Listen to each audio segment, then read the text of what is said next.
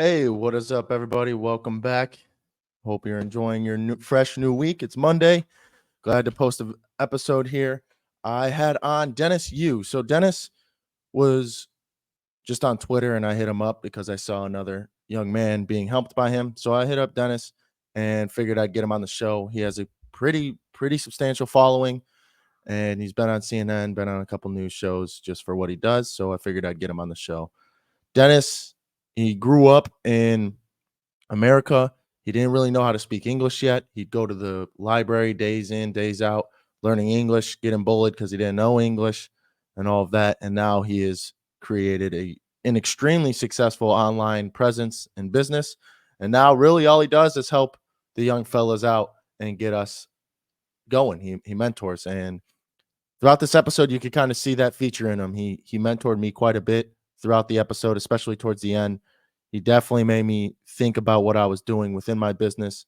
And I just, before the episode gets started, thank you, Dennis, for even coming on because I truly gained a lot of knowledge from this. And there's not too many men out there willing to just give up 2 hours of their day to help me out or help other young men out just in general. So, Dennis, what you're doing is great.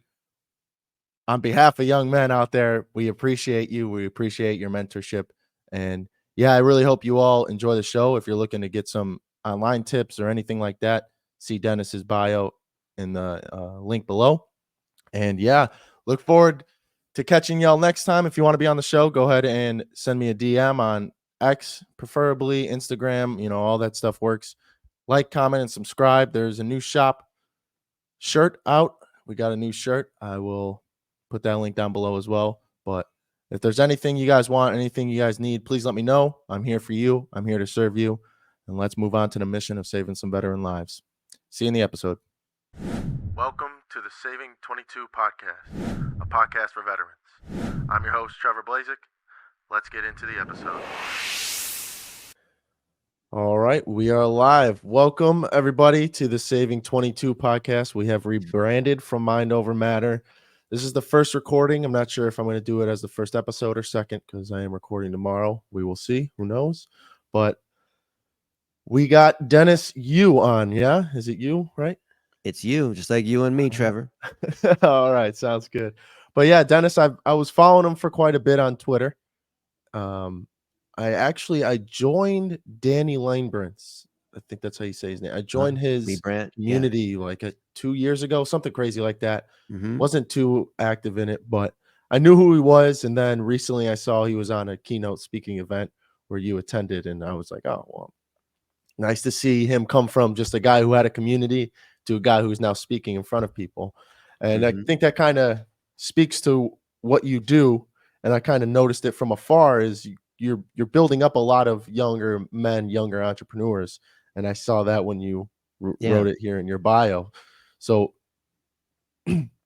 first, we'll just get into how you kind of got started in the whole field of online internet kind of money making and where it all really stemmed from, and then we'll go into just who you were before all of that.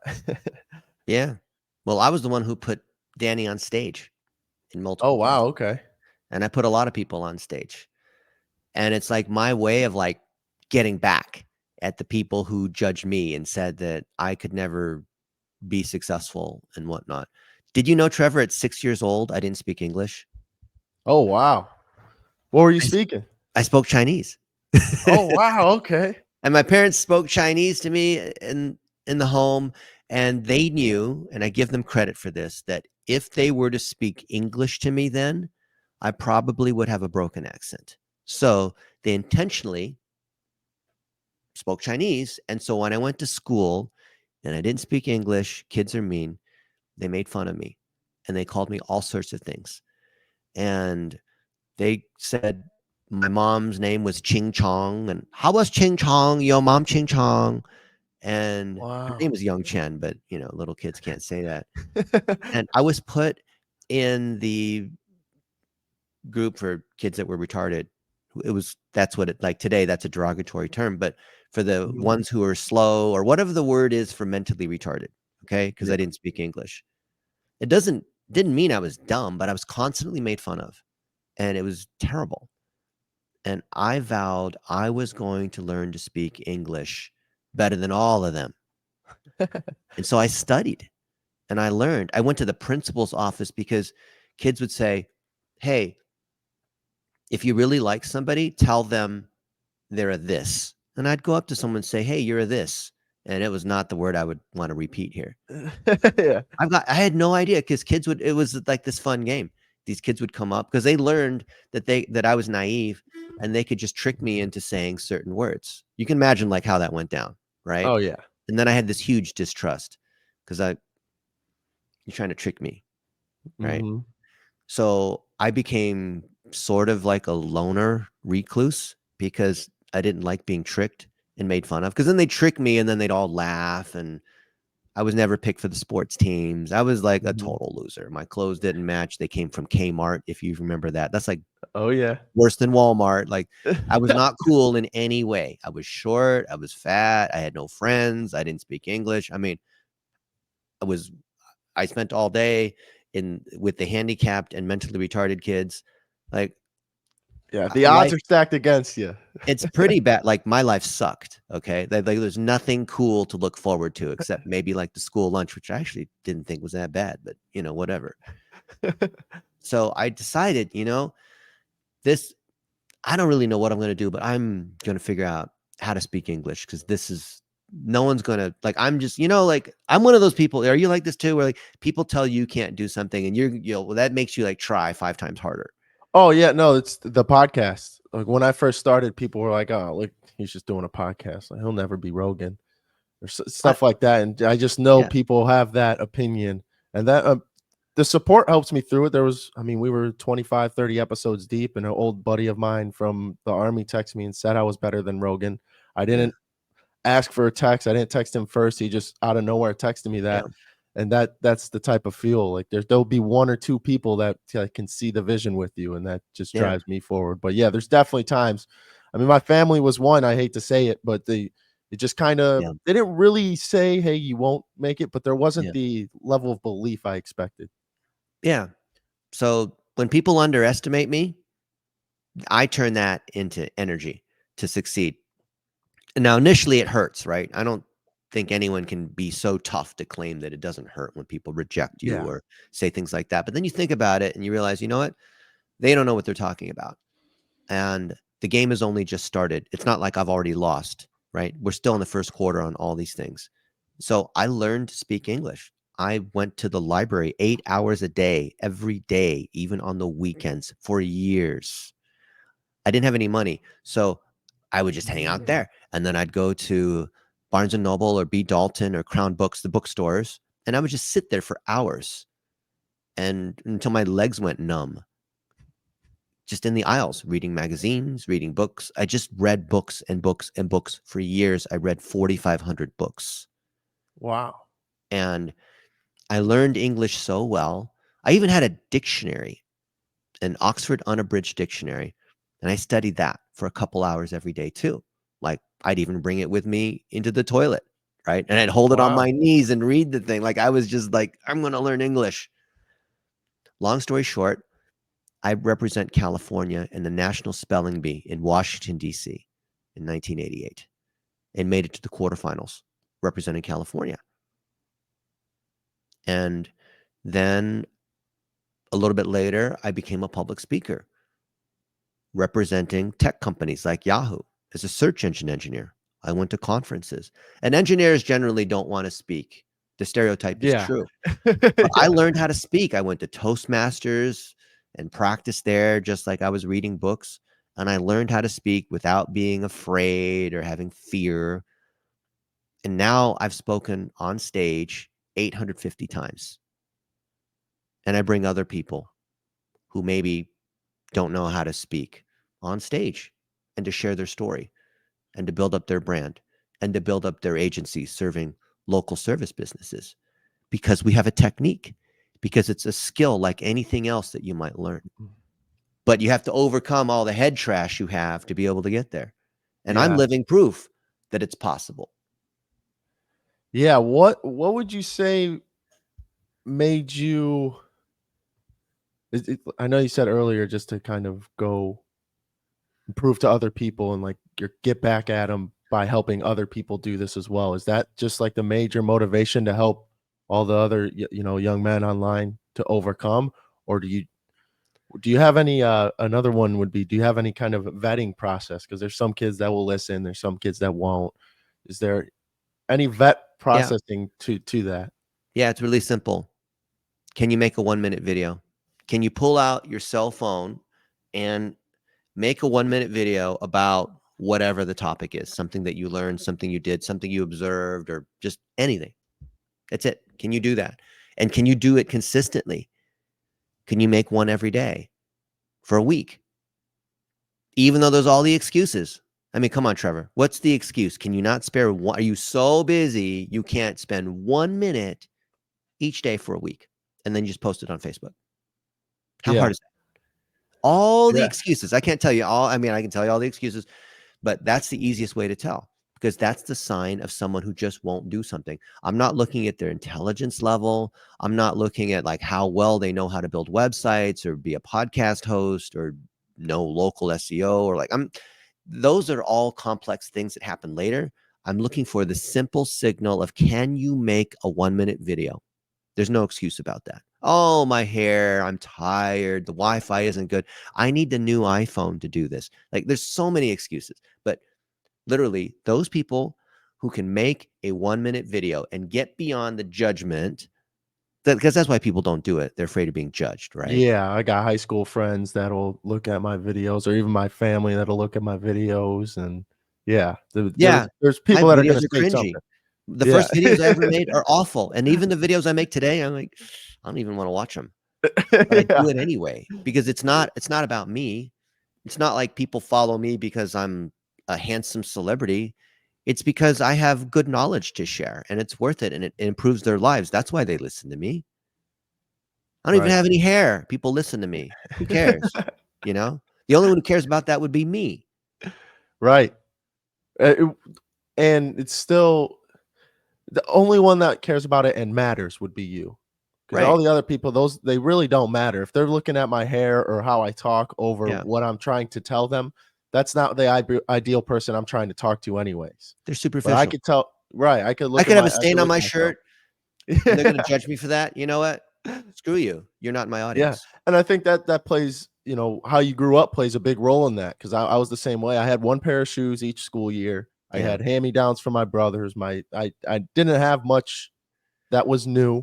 We were living in a small house with 7 people in it. Yeah. Like, I think going to school and that little bullying, and Yeah. people say bring bullying back because it ends up building people like you and I to an extent, and I mean, bullying, and it doesn't end too. People got this idea after Nope. school bullying is no, it's No. constant. You No. will constantly be bullied. You have to just build the thick skin.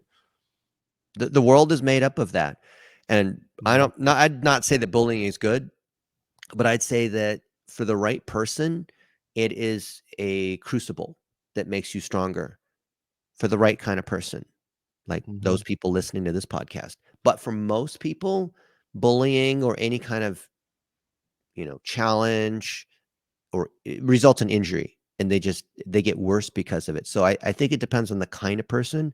Can you reframe hard circumstances into making you a better person, or does it just destroy you?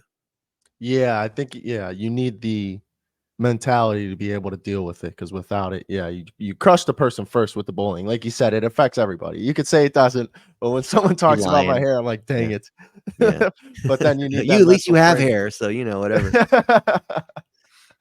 Yeah, it's something kind of faced in the military quite a bit when you're constantly in the military and they're constantly telling you you're not good enough, or there's a lot of shit talking that happens, and Yeah. you kind of end up building the thick skin, and then you get out and you lose it because you lose that Mhm. little bit of identity. Yeah, Um, but you just got to, like you said, build up the framework to be yeah, able to take that and throw it in the crucible, mix it up, and yeah, come out on top. yeah. So where did you start with the online world? Well, actually, when? How long ago did you start producing content? Mm, I built my first website 36 years ago or so, and if you go back even further, like almost 40 years ago, I was building what was the origins of websites, which were bulletin boards. Now, I remember back then, way before you were born, you would use dial-up to get to a website, and you'd use your phone line, not some separate modem. And if you were using the internet, you couldn't make a phone call, right? Because it was using that same line. And if you were using the internet, it wasn't really the internet, but you were accessing these forums or whatnot, and then your mom picked up the phone, it would like ruin your signal. So it was like this whole thing. Your phone could be phone line, actual physical landline phone, not cell phone. This is before cell phones. And I was building these bulletin boards, and they were basically like today's thing, like you dial in to some number for like customer service, is like press 1 for this and press 2 for that. And so I built those bulletin boards that allowed you to press 1 or 2, whatever, and that would give you to different rooms, and that would lead you down to a recording that you could listen to, which is kind of like a website. You would listen to the words instead of see the text, because you couldn't have images or videos or things like that, because that's just way too big to try to push through an old phone line. Yeah. Right. What they called POTS, plain old telephone system. And I learned that you could build these complex mazes but you'd have to constantly like press 2 for this and press 7 to go back and press, like, you know what I mean? Like that's the way you navigated. Like you'd have to know like what number to press. And each time before you could go to a new web page, you had to press another number. So we'd have to read out the whole menu of your choices every single time, which is really just ugly. But that's how I learned to build websites.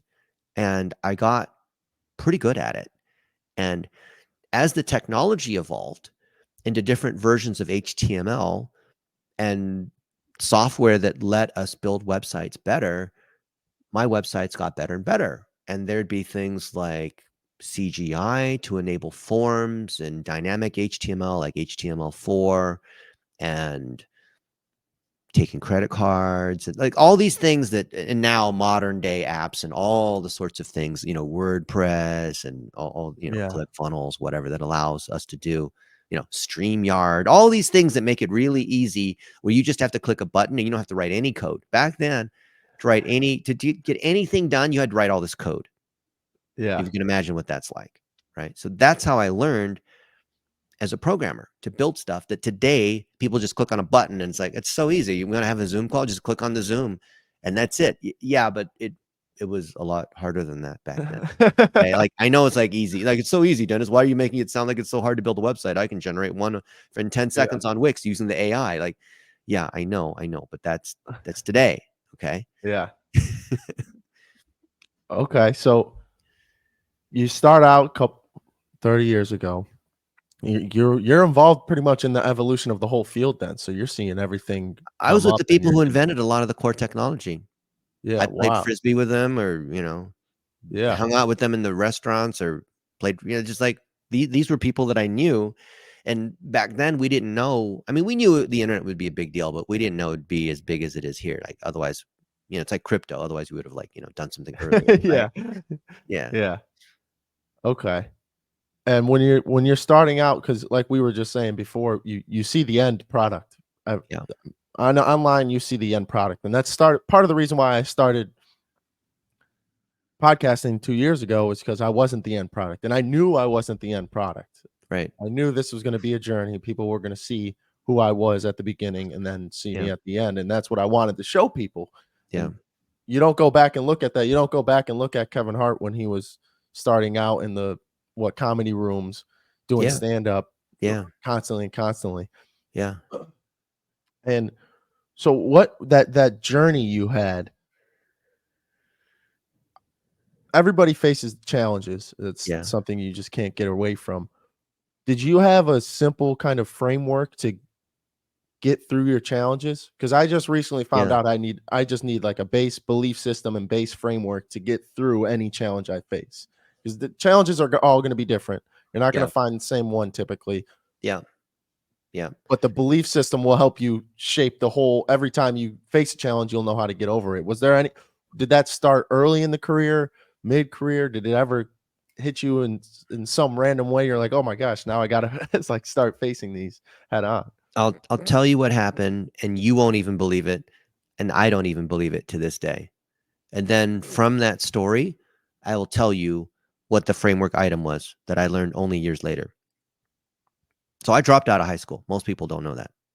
Okay. And the admissions or high school counseling girl, her name was Elizabeth, and she cared for me. And when you're young, you're a rebel and all that kind of stuff. And that's how Yeah. I was. I didn't want to go to college and all that. But she said, you should consider going to Southern Methodist University in Dallas because your grades and all that kind of stuff are so good. Because I want to be an entrepreneur. You could probably qualify for a Hunt scholarship, which is half tuition paid for. Oh, that's pretty cool. And they'll fly you in for a whole weekend and you get to go to all these like nice dinners and tour the campus. You get this whole vacation in Dallas. And I'm like, I've never been to Dallas. I wonder what Dallas is like. It's like cowboys and ranches and belt buckles and, Yeah. cattle. But okay, sure. Why not? Worst case, I get a free vacation in Dallas. And I also get a half scholarship if I want to go to college. And also, if I do really well among the whatever 130 kids that fly in, 18 of them are going to get a full scholarship, full ride, everything. Oh, that sounds kind of appealing. Then I don't have to be dependent upon my parents. I don't have to worry about paying rent or things like that if I get my own place. And all right, sure, I'll do it. And here's the one question that framed everything that I didn't know at the time. And so when you go to you get a choice on, do you want to stay in the nice hotel, the Crown Plaza, which is right on the edge of campus, or do you want to stay in the dormitories, which are crappy, but with the other president scholars who are the full scholarship people, and just like learning like what it is like at a university in the dormitories and getting the real experience. And I'm thinking, dang, I would love to just live it up in this 4-star hotel, order room service. I have my own thing. That is so awesome. Like I get to stay in a hotel like that.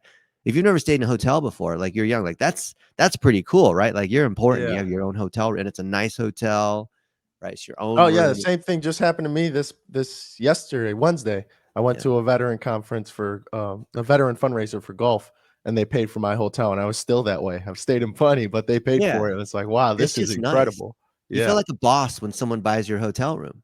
Yeah. So Yeah. I'm thinking, okay, yeah, I'll do the hotel. But then at the last minute, I don't know why, in my mind, I thought, no, I'm going to do the dormitories. So that one decision.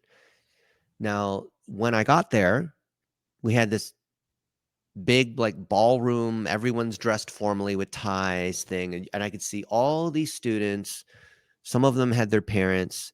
They're the other president scholars. There were, I think it was like the president of the university gave the opening speech at this fancy dinner. And then at these tables, they served fancy food. And when you have like lots of knives and spoons and you're not sure like which one to Yeah. use when, and the waiters were coming around doing fancy waiter stuff, I felt totally out of place. And I was just trying to watch the other people to see like, did they pick up the little fork for the salad or with the outside fork? And then, so that was embarrassing and just uncomfortable. And the other kids, I could tell, like maybe they're like rich white kids or something. They knew what to do, or maybe their parents already told them. Or I had no idea this was what's going to happen. Okay. And then the conversations, because they had university professors and other leaders at these tables too, the conversation shifted to things like world politics and high-end literature discourse and things I really didn't know how to talk about to sound intelligent. And meanwhile, these kids, they're all trying to look their best because they all want that full scholarship, right? You got a room of like 130 of them all trying to vie for those 18 full scholarships. And these are high achieving kids, right? They're all on their best behavior. They're all answering questions just perfectly. And I'm just sitting there and I don't have anything to say. If I said Yeah. anything, I would sound like an idiot. So I just shut up. So I thought, well, that was a disaster. That was my opportunity to try to impress all these other people. Some of these professors there are judges that are going to determine at the end of the weekend who gets the full scholarship, right? So then we got later for like some drinking or whatever it is with these other kids, and asked me about like my story. I was a cross country runner, all these things that I did. I read a lot of books, right? I've overcome some really ridiculous things in my life. I was abused as a child. I mean, I can tell you some of these things are kind of sad. Almost taken away in foster care. And I was with a couple of them until 2 a.m. at night. It was a Friday night. And then my interview was 8 a.m. Saturday morning. You ever had it before? You're super tired and like you don't have enough sleep and you have to set the alarm for early in the morning and it's just brutal to try to wake up. You know what I mean?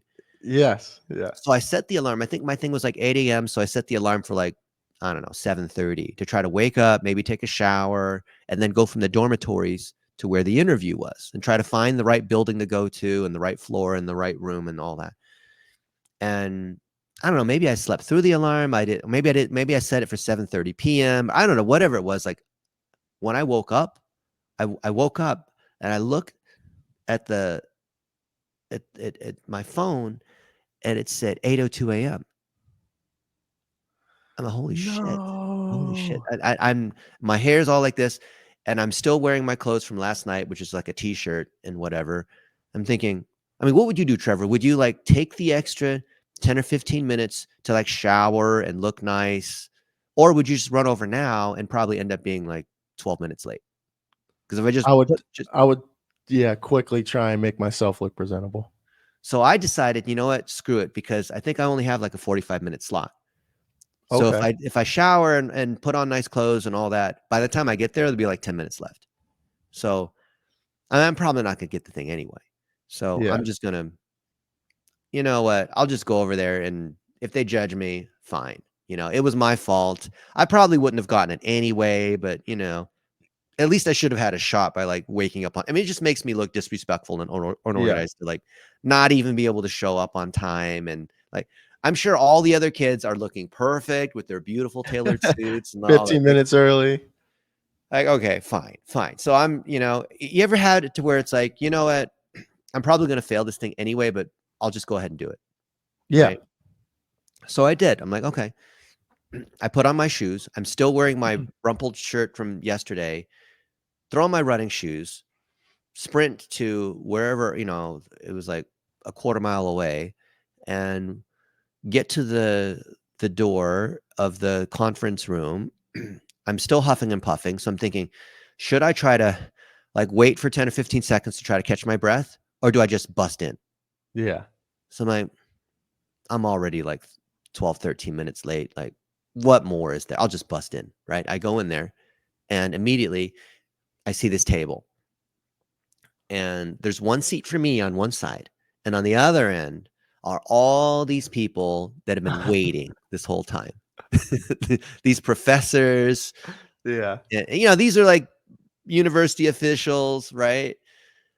I'm like, all right, this is not going to be good. So I sit down in the seat. All of them have their folders open to my application and my resume and grades and essays. Like they've obviously prepared. And then they start grilling me.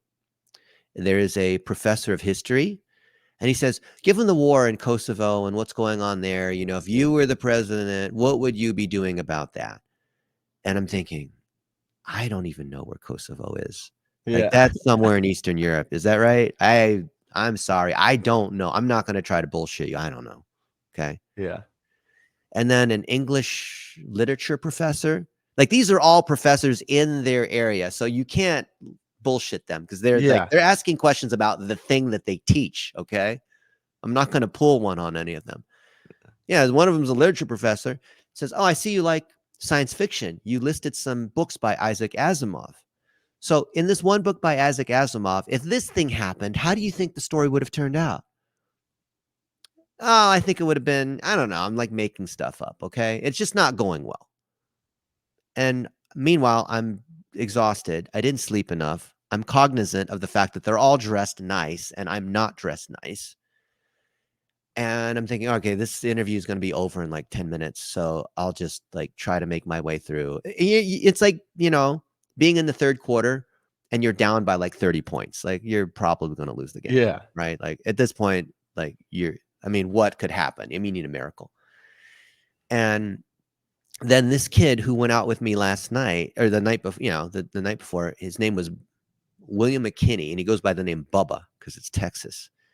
And he says, Dennis, can you tell me about a time when you had to overcome difficulty? And I talked about the time when my mom confiscated my bike and I wanted to run this 5K, but I couldn't ride my bike there, or she was going to drive me and then I was going to bike, but she took my bike. So I ended up running a marathon to get to the Long Beach Marathon. And I ran the Long Beach Marathon in 100-degree plus weather, won the age group, and ran a double marathon in 6 hours. Wow. And was pulled into the med tent because I was like I was delirious basically. And they wrapped me Yeah, in a your legs foil don't and work gave me anymore. water. And I called my mom and I said, so mom, you wouldn't give me a ride? Would you give me a ride now or do I have to run home? Right. And she's worried to death because I was gone. And while I was running in the middle of the night to try to get to the race that started at like 8 a.m. or something, I ran through Compton and other bad parts of LA because I needed to get to Long Beach. And anyway, I told that whole story about what happened. You can look it up and see the time that I ran. You could look up and see all the things that I've done. And they were so impressed because of the grit, because of the determination, because of how I learned to speak English, because of these other things that I really didn't think were that big of a deal, because all the other kids could already speak English. So why would I tell this story about how I learned to speak English? I mean, how Yeah. many other fobs are there that came from whatever country and had to learn how to speak English? Of course, you live in America, you have to speak English, right? Yeah. But they were so impressed by that. And I realized that we were actually going over my allotted time. And there was another person at the door, and there was like some Indian girl, and it was like her time.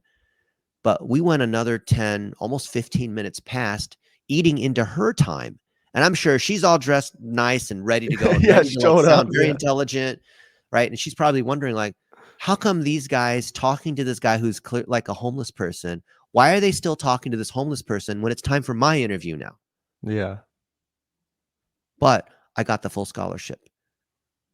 Wow. And because of that, I got to meet the CEO of American Airlines, who became my mentor, who gave me my first job. And because of what I did at American Airlines, I got into Yahoo. And because of Yahoo, I was able to do all these things with search engine, digital this and digital that, and start these different agencies and be able to help out people like Danny Liebrandt. So if I didn't answer that question, do you want to stay at the hotel or dormitories? If I answered that, the hotel, that whole chain would have collapsed. Yeah. And I would have never have had this experience that I had. Does that lead you to believe in any faith or higher power or anything? Does that, because when I look back and I almost committed suicide and Yeah. miraculously didn't, Yeah. and that's a lot of veterans too. Does that start questioning your belief system a bit? You're like, man, if I Well, just one eh, decision, a yes or no, or this or that. well, God doesn't play dice. And I can say that now because in hindsight, I can look at all the good things that happened from the bad things. There were bad things. Look, I've been on this planet twice as long as you have, Trevor. I turned Yeah. 50 this year. And I've got, just because of being on this planet longer than you, I have probably gone through more shit than you have, right? Yeah.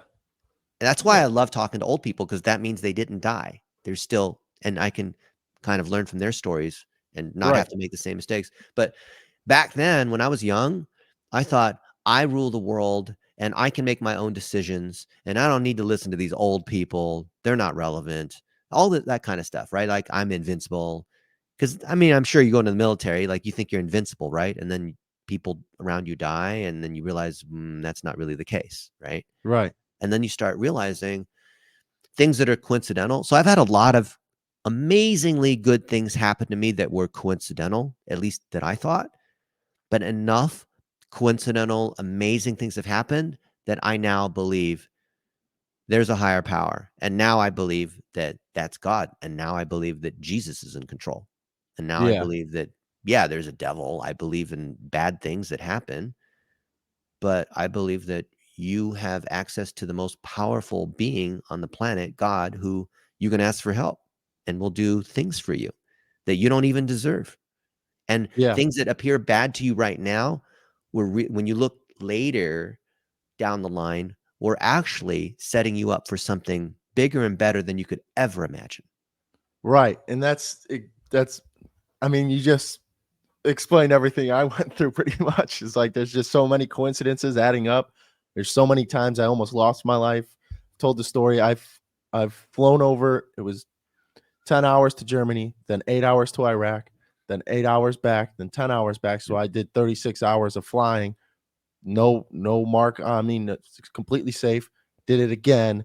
Then I almost ran into suicide. Then I almost got hit by a bus, then a truck, and then another Yeah. truck. And then it's just constantly adding up Yeah. all these coincidental things that are Yeah. happening. It's this doesn't make sense. Then when I Yeah. got divorced, like you're saying, when you're in the middle of it and it just happens to you, I thought it was the end of the world. That's what Right. eventually led me to want to commit suicide. Is I thought, man, this is the end of the world. Yeah. And now, I mean, this is 3 years later, not even 2.5 years later, 3 years, something like that, where I look back and it's like, if that stuff never happened, this podcast would have never happened. And then the Yeah. people that I've talked to who've Yeah. I've helped with their life, that would have never happened. And I wouldn't have Yeah. all the knowledge / wisdom that I could use to my ability to help them. Yeah. And it just slowly adds up and adds up and adds up. So Yeah. when you are picking, so you just described the story where you were the underdog, complete underdog. You needed a miracle. Yeah. Do you kind of look for that in the ones you try to mentor? Do you see, all right, he's faced the odds, like I think he's that failures teach you more lessons than success. And not that I would ever wish anyone to have to go through bad things. I feel that if you have not gone through something, you've not really been tested. You've not really experienced life. And thus, eventually, it will happen to you multiple times. Something just bad will happen. yeah, And if you have not been through the shit once, you're not really you don't know. Like I want to know that when the shit happens in entrepreneurship, that you're not going to fall apart, right? right, Like Danny Liebrandt had that a year ago or so. He started off being a money bro and was a great copywriter, had some initial successes, thought he was ruling the world, and then he had a huge mess up, which I don't think he's publicly said it, so I'll allow him to tell what the story was. yeah, But this thing happened, and it was a big failure. And he thought that was it. He thought he was done, lived in his mom's basement, the whole thing, right? And he's come back from that. And he told me last week when we were together that he's glad that that happened because he learned so much from it. And that's what people say when they have a mistake or a pain or a trauma or yeah, whatever. But he actually was able to unravel exactly what those components are that made him stronger and helped him right, with the things that he took for granted. And thus, he and I believe that nothing happens to you, everything happens for you if you can see it. But at the moment when the bullshit's happening, you don't feel like, how can I possibly say this is a blessing? This is all like psycho nonsense, like yeah, positive thinking nonsense. Like that can't possibly be true. This relative dies, I lose a job, I get divorced, I get this cancer. Like, how can that, like, what? I'm going to celebrate that I got cancer? What are you, crazy? yeah, But I see, like my friend Annika Brown, she got diagnosed with pancreatic cancer, which is the one that killed Steve Jobs. It's like the worst of all the cancers. yeah. It's She got actually what I she got was on here. My she grandma was passed a from it as well. she's a newlywed and a kid is on the way. I mean, all these things, and she's about to die of cancer in 4 months. Why would God curse her like that? Well, now it's 12 years later, and she's been cancer free. And she opened up a clinic to help people who are dealing with terminal illness or things like that to get oxygen treatment, right? These oxygen baths, which Danny and I and other folks have done. I got a place here in Vegas so I can do these treatments, and it's a story. Your scars are the story to help other people so that they can live Mhm. through or overcome the thing that you've shown that you can overcome. Yeah, and I think after realizing that, that's how you end up turning into that mentor Yeah. aspect. All these bad things happen to me and I'm on the other side. Let me help other people get through it as Yeah. well. I'm the Yeah. young kid who didn't have any direction and who Right. failed and was ridiculed. And it wasn't even like Dennis sucked at public speaking. It was that I didn't even want to talk to people in period. It just like at these events, there'd be all these people dressed up fancy, and I would just go hide in the bathroom because I didn't know. I'd look at the room and there are all these people, some really important people, and all these other kids dressed up really nice, trying to act nice. And I wouldn't know what to do because, like, do I come up and say, "Hi, I'm Dennis. Who are you?" Like, no, I would just go hide in the bathroom. And then I'd go to the table in the middle where all the food was and stuff my mouth with food. That way, if someone's talking, I'd be like, talking, Yeah. eating, so I wouldn't have to talk to people. I was so scared, like the most introvert of the introverts. And now I have no problem talking to anybody. Now I speak in front of thousands of people on the biggest of stages, Yeah. and I So have no fear. what helped with that? So because I just went to this event, this fundraiser, and the people around me were not my people. There was 4 veterans there. The rest, it was probably around 80 to 100 people who are, you know, just corporate people coming to help fundraise. And then they Yeah, had the CEOs of both of the fundraisers that I care about. It's a yeah, veteran fundraiser, and then we got a youth mental health fundraiser. yeah, So it was weird for me to try and fit in there and talk to the people that I didn't, like you said, I didn't grow up around them. yeah. I've never really talked to them, but Right. that exposure helped me a little bit. Like you said, I was looking at, all right, are these people putting their hats on the table? Are these Hmm. people shaking the hand, standing up? Like what am I doing right? What do I got to mimic? That type of thing. Is there anything that helped you turn into the person that could talk to people? Because Yeah. when you get out of the military, you have this understanding that no one understands. Like Right. you know that the people around you just won't understand what you're trying to say or won't understand what you've been through. And you may never find those people. I come to that realization myself. It's a different level of understanding. But Yeah. to bridge that and start talking to people, I think this is a very important lesson for Yeah. veterans because you don't talk Yeah. to people that aren't veterans or haven't Yeah. went to the military. You just bridge Yeah. yourself away. So when you become a civilian, the civilians, I mean, they may say like, "Thank you for your service," but they haven't been through what you've been through. They don't know what it's like being in the military, which is a completely rigorous, structured, completely different environment. Mhm. They only care about their company and their environment and their workplace.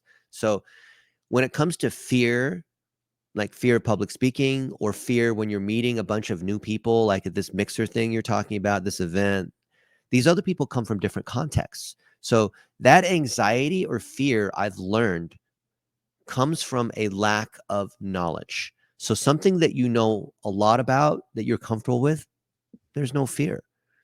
Mhm. So what I do whenever I'm going into a new situation is I try to research who those people are. I try to research the organization. Like, I watched a bunch of your podcasts. So that way I would feel comfortable around you, even though you and I have never met in person. But I've consumed enough of your content. I feel like you and I are friends, kind of, because Right. I know a lot about you, right? And so I feel comfortable.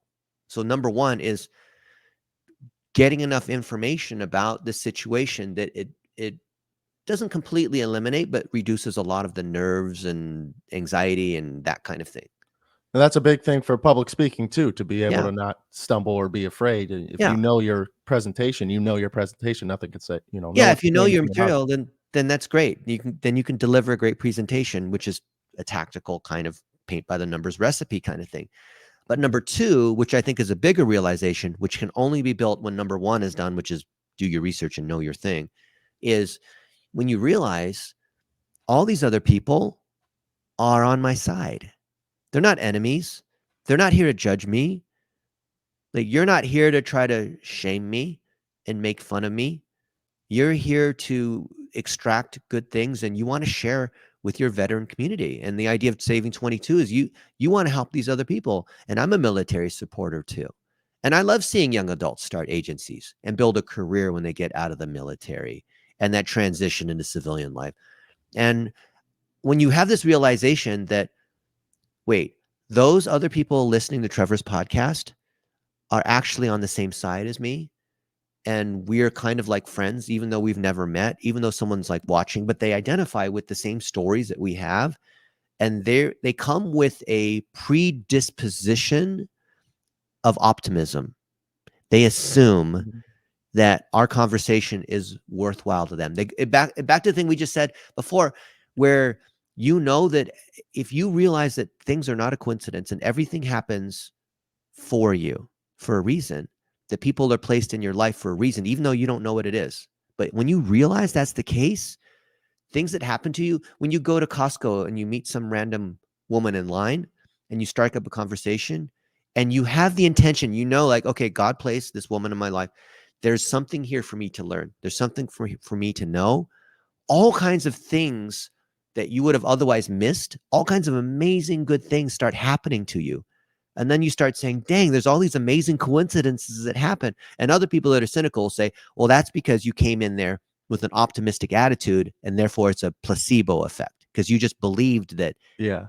spending time with Trevor and listening to him talk to Dennis was you just believed that was going to be something relevant to you. But no, it's deeper than that because you believed it wasn't some random noise kind of thing and there was actually a message for you, then you're more receptive and you're going to listen more. And when you listen more, you become more curious, you pay better attention. Other people can see that. They take more interest in you. They're more likely to hire you. They're more likely to do a deal with you. They're more likely to see you as someone who is amazing and worth keeping in contact with. All these good things happen that starts from you, A, doing a little bit of research, and B, coming in with this attitude of optimistically anticipating that this is a good thing and it was meant for you. Yeah. Yeah. That's I'm glad you mentioned the other side, the cynical people effect. Like you have two options. You focus on, look, I'm here for a reason, something I got to learn something from this, or the other one is you inevitably focus on what went wrong. Yeah. You inevitably focus on, all right, well, I messed this up. And it's what would you rather do? Would you rather focus on learning or would you rather focus on beating yourself up about it? You It's can do one or the other. You can make $1 yeah. million or you can make a million excuses, but you can't do both. Yeah. Yeah, Either way, you're exactly. going to suffer. So I'd rather Yeah, suffer and and be that's successful, yeah. Yeah, exactly. I listen to Jordan Peterson quite a bit, and that's Yeah. what it is. And Yeah. one of the things like we're talking about and we talked about earlier was in order to become successful, there's very, very, very, very few people, and I'd argue you almost can't be successful unless you go through the trials and the tribulations and the challenges, Mm-hmm. and then you get to the point where you're at, Yeah. and people like you are trying to help people that are going through that. This episode is sponsored by Honor Guard Coffee. Steven, the owner, came on our show. The link will be down below. He's an incredible man. He was a Marine vet, faced a fair bit of suicide ideation himself, so he decided to start a coffee company to help with that. His whole mission is to pair every veteran in need with a service animal, so 25% of the profits are donated to doing so. I don't have a service animal. I have two buddies, two great buddies with service animals, and they help them tremendously with everything they've witnessed and been through within the military. So I support Steven's mission. He supports ours. We align so well that I just had to get him on, had to have him as a sponsor. Each different coffee bean is a different service animal that actually served. Everybody loves dogs, and to pair that with saving veteran lives and coffee, I am extremely thankful to have Steven as a sponsor and Honor Guard Coffee as a sponsor. So go ahead and check out the link below. Get yourself some Honor Guard Coffee, honorguardcoffee.com. We appreciate your support, and let's move back to the episode, back to the mission of saving 22. I It have the took me a scars to while to prove it, realize. right? Right. If someone claims to be successful and I don't see they've had challenges, I don't believe it. Yeah. Yeah, exactly. And it because like you grew up, didn't really talk to the richer people, didn't really have much myself, never was encountering the business owners or the lawyers or the Yeah. doctors. Yeah. So I myself I grew up in a mindset where they were just different from me. There's Yeah. something different about them than there is about me. And so when Yeah. I always had this mindset of, well, they're not going to want to help me out, or they're just in a different level. So who am I to them? And Right. then it slowly turned into this, oh, wow, no, you realize people are here to help. The vast majority of people that have They done are. very well are trying to surround themselves with the people that are going to follow them. It's They're not, actually on your side. They're not yeah, just like giant imperfect person that is like judging you or what. No, they're on your side. And the people who are really successful are the most abundant people. Like I just told you an hour ago, I had KJ Rocker on my podcast. Why the heck would that guy even want to talk to me? And Right. I interviewed Dr. Philip Ovadia on my podcast. He's, I think, the nation's leading cardiologist. Like he's done 3,500 heart surgeries. Okay. And he wanted to be on my podcast. Like, what right do I don't know anything about medicine. I'm not a doctor. This guy's so important. He's a big deal. He's got a best-selling book. And so that was just a huge tickle because it was my self-worth. I thought I'm not worth being around this guy. And then he texts me and says, Dennis, if you do your blood work, submit it to me and I'll help you along the way. I'll look at your metabolic factors and I'll advise you along the way. And I'm thinking, man, he's going to try to charge me like 10 grand for this. Like, no, he just is like a friend. Dr. Yeah. Philip Ovadia. You could like search his name and mine and see like I've been on his podcast and vice versa. He's done these good things to me. Why?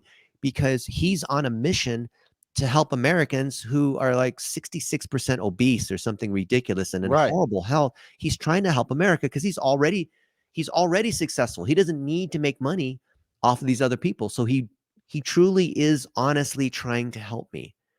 And at first, the cynical dentist is like, no, I can't accept that gift because I'm not worth it, because he must be trying to sell me something. It's too good to be true, all that kind of stuff. And then I realized, wait a minute, I'm throwing away, because of my own like self-sabotage, I'm throwing away this amazing thing. And since then, I've interviewed all these other top doctors on my podcast because I've been on a health crusade. Yeah. And these other Wow. doctors have all been so good. And I'm asking them questions about the thing that they're an expert in, like the leading guy for IV therapy and stem cells and exosomes and you name it, like all the different aspects of health. Like, what right do I have to talk to people who are on the leading edge of finding cures to cancer? Yeah. I'm hanging out with these people. But I have to have enough self-esteem, not this like fake confidence, fake it till you make it. No, but I have to, the way I overcome that is I do my research before I meet each of these people. And I have the positive anticipation that they're on my side, that they actually want to help me. I actually want to help them. And then that just, everything happens when those two things are in place. Yeah, that's incredible you mentioned that, because that's how I felt when we started talking. It felt weird to me. It was like, who am I? And a couple other guests that have come on. It's you end up, you have to get over it at some point, because Yeah. that's just how, like we're saying, that's just how the world works. That's how the people on the top, they want to help the people on the bottom. That's just how it works. So when you message me and I'm like, man, why does he want to help me so bad? Like this But doesn't I'm really not one make of these sense to guys me. on the top. I'm just another guy with more experience. I have more wounds than you do. Right. But that's what I'm saying is it's like you said, it's my own mind attacking myself. It's Yeah. me It's your still own believing I'm sabotage. not right. And all these victims want to blame the economy or like Donald Trump or whoever they want to blame. The problem is you, right? Yeah. Yeah, exactly. And Get it out of made your me own way. realize that. There's all these And good things that could happen to you, and you're, because of your weird negative mindset, whatever kind of stuff, people like, that's exactly, I didn't realize that I was the problem. I've always been the problem. Whenever there's a problem, look at anyone who's successful. When you ask them, what's the problem? They'll always keep saying the problem's me. mhm. Yeah, and that's what kind of made me realize it, is you were, pushing me to get the logo out and helping me with the logo. I didn't ask for too much help. I posted it on Twitter and you messaged me privately. I'm like, man, this is, wow, he really wants to help me with this logo. And then I transferred from the, why is he trying to help me, to, I have to earn his help. I haven't done anything. He's putting himself out there for me. I have to earn it. I'm not here. There's no freebies. To me, I would feel disrespectful if I didn't match your expectations of what's happening. So now And you want to pay it forward. And now that's right. how the virtual cycle works. Yeah. Think about Yeah. all the good things that have happened to me and how I feel this debt and I want to pay it forward. I had the CEO of American Airlines as a mentor. The guy had everything. Like, what could I do? Like, help him make more money or connect him with another president of the United States that he doesn't know? Like, no, he did everything for me. There was nothing I could have done for him except show respect and just try to be as helpful as I could. Yeah. Everything I've ever had, Trevor, like people will say, oh, Dennis is like super successful because of this list of things. Everything I've ever had, Trevor, has been given to me. I had to work hard. I mean, the door was open, but it was everything. Every opportunity has been given to me. And it's not because, of a rich family or because I was spoiled no, I worked really hard. I had mentors along the way, and every door was opened by a mentor. Like even me getting a full ride in undergrad at SMU was open because of this girl, Elizabeth, who was a Mhm. counselor at SMU and put me in for the Hunt Scholarship, because of this guy, Bubba, who was an existing President's Scholar on full scholarship, that asked me these good questions to help me out when I was bombing the interview. I can look back at every situation in life, and everything good that has happened to me has been because someone else opened the door. I still had to work hard and all that, but someone else opened the door. And if you're willing to look at it honestly, you would always see that that's the case. And all the other entrepreneurs I see, like all these guys, someone else opened the door for them. Now, they had to work hard, they were smart, all that, but you know, I don't, and that's why it's really hard to be this boastful Lamborghini. Look at me, I'm rich, I'm a Superman. No, because anyone I know who has made any kind of legitimate success, they're very, very humble because of the doors that someone else had opened for them, which they stepped through and then had to work really hard. Yeah. Yeah. It's not, you find a very few of that in the military. Like the rank structure adds a type of, I don't know, I guess vibe you could use. That's probably not the right word, but it Because you adds can't just go to the commander, right? right. That would And be you, like violating the different levels of protocol yeah, and whatever. It's yeah. all like regimented. I think in some ways coming out of the military puts you in a box in a way, because you don't realize it feels like it's cheating or like you're going around other people, when really the real world is not like that at all. Right, and that came to my realization. I went to this golfing thing, and the night before, I went to dinner with very high ranking guy. He was the command sergeant major, the highest Yeah. enlisted rank you can get. He just retired after 22 years. Yeah. I was E4, so I didn't even make it to the part where I'm in charge of people really, Right. not on paper. And in the military, we would have never talked. There wouldn't Right. have been really any words ever said. Right. Since we were out of the military, we sat down, we had a couple drinks, we had dinner, then we golfed together, and we're talking the whole time like we're best Yeah. friends. But you're It's thinking this whole rank thing, so it's hard for you to relate one on one as a human, right? right. Well, that's what I thought. I didn't know his rank until he told me. So we already had dinner, we already Oh, had a couple after all drinks, that. Okay. and then he tells me, and I'm like, it just kind of blew my mind that like we're talking about, Yeah. who's he to talk to me? But that's Yeah. the environment that you're raised in the military. You're not good enough to talk to these people. You don't have Yeah. the right authority to be talking to these people. And Yeah. so for a kid who grew up like me and then went into the military, that's what I've just been told my whole life. Yeah. So I'm trying to overcome it. But like you're saying, it's just knowing your stuff to Yeah. where when I go up to the CEO who's making $1 million a year, they see me and they see, okay, he's got this one mission and he knows his stuff on this mission. Yeah. And there's no reason to really be, I mean, you're going to be uncomfortable. Yeah, I haven't done it before, but there's Right. no reason to try and shoot myself down or avoid that confrontation, because Right. I at least know the one thing I'm in, I know enough about. And Yeah. it's kind of telling the future. So Yeah. when I first started, it was, all right, I like podcasting. And then slowly I realized, no, this is what I'm going to be when I grow up. Yeah. I will succeed in this. And when you have the Yeah. conviction, I am going to succeed in this. That takes a lot of that away as well, because you already know, Yeah. I already have faith Yeah. that this is going to be well for me. And think It's like about join the this. ride or don't. You're interviewing bigger and bigger people without any kind of fear of who they are. And I think your success as a podcast host is actually contingent upon your ability, your mindset. This is going to sound weird, but being comfortable being around people, even who are world class celebrities or people who are like super famous, and not being intimidated and not self sabotaging. Right. I'll give you one example. So 2 days ago, I talked to the CEO of White Castle. So Oh, wow. they're a multi-billion dollar. No, it's not McDonald's or Burger King, but White Castle. That's big. right? Love White Castle. Tell them to get some more down in Florida. Yeah. And so I'm going to fly out there and do a whole tour with her and bring a couple of my friends. I said, Danny, you want to go? He's like, heck yeah, I'm down. So he's going to come. I'll bring a couple other people, and we're going to go on a whole tour while we're interviewing her. I'm going to ask her some questions. Says, Danny, do some research on her and like figure out like what kinds of, because it's, fourth generation family run. She's been with the company since forever, right? It's a real family run business, not some mega corporation, even though they are a very successful company. And we're going to have lunch and eat hamburgers, of course.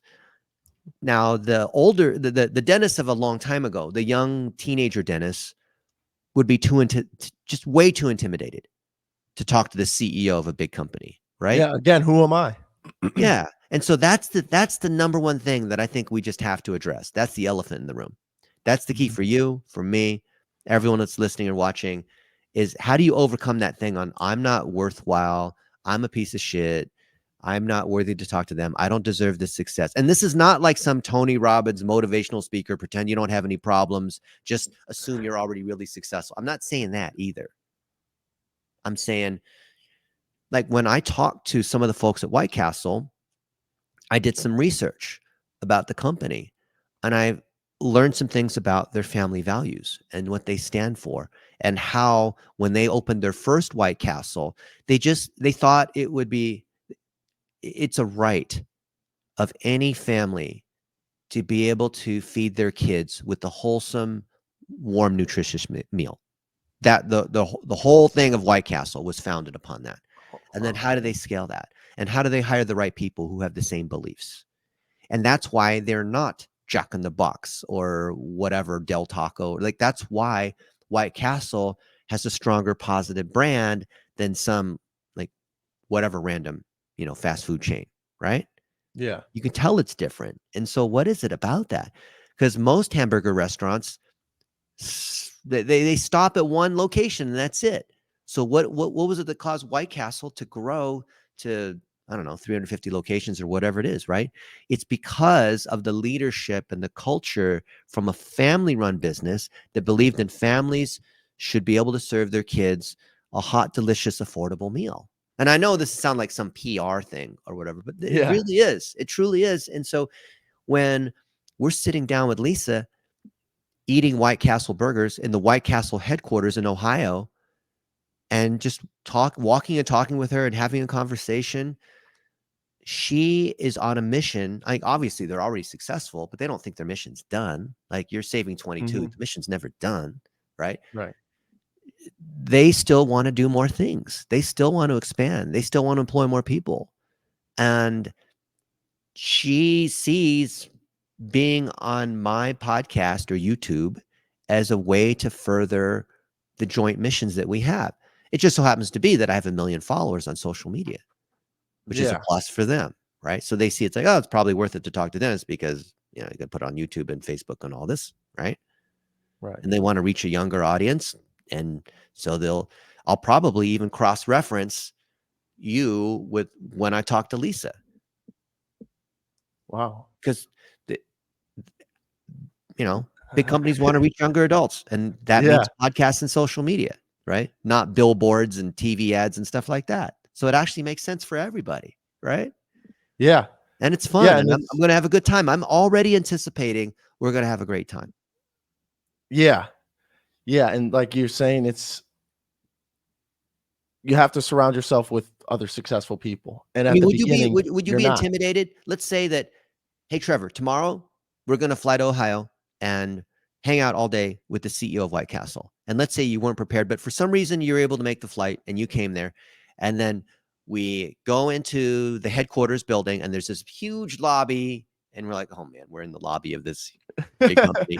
And then out she walks, the CEO, confidently. She, we all stand up from the couches. She comes in there. She extends her hand to you, Trevor, and says, hi, I'm Lisa. Do you panic? Do you feel nervous? Do you think like, oh, that's the CEO of White Castle? Holy crap. She's literally like right in front of me and she just asked me a question. How do you feel? I think I would feel it took me a long time to get here, but I would finally recognize she's just another human. Yeah. That it That's took the me a key. long time to realize that, but before, I mean, even 6 months ago, it would be like, again, why am I here? Like, I would what made panic. me I'd be like, yeah, you know what? I would like run out the door. I'd go hide in the bathroom. Right. yeah, I would be nervous for quite some time until it reached the flow state of conversation or something like Yeah. that, but before that, it would end up I I that was how I would combat how I would feel. So, yeah, I would feel nervous, but that's how I would combat it, is realizing she's just another person. But you do But the when I shook her research, hand, right? I Yeah. might my hand might be shaking, Yeah. but it doesn't say I'm not confident in my mission. I know I'm Yeah. confident in my mission, but Yeah. I'm not confident speaking to those type of people yet, and the only way you Yeah. do is exposure therapy, talking to more of them. Yeah. Yeah, but even the thought, like, right now is it's funny because 'cause we're talking about doing this type of thing, and We're then gonna you do it. mentioned it. You wanna come along, you can come too, right? Yeah, no, I would love to, and it's this type of thing where it's like, oh, like, thinking about it is almost like, it doesn't really I've not been that blessed, or I see myself as not been that blessed in my mission field. So, in life, I'm blessed with another day. I understand that, I'm Right. very grateful for another day. Right. But within my mission, it hasn't reached that level of blessing. And that's I mean, I think each blessing should be pretty similar. I think Right. in my eyes, each blessing is a blessing. I should be grateful for it. And I've had many grateful things happen to me. I'm very grateful for what's happened so far, even this conversation. Yeah. But I put it on a pedestal because I haven't done it yet, I think is what it is. And it's just something I'm not used to. I'm uncomfortable in that But situation because I've never been in it. but if you say that, "Well, I'm not going to interview a major CEO because I haven't already interviewed another major CEO," then you'll never You'll get there. never yeah, I'll never reach it. And that's yeah, we're Yeah. exactly right. So anybody starting something, anybody getting out of the military, people aren't going to understand what I'm saying.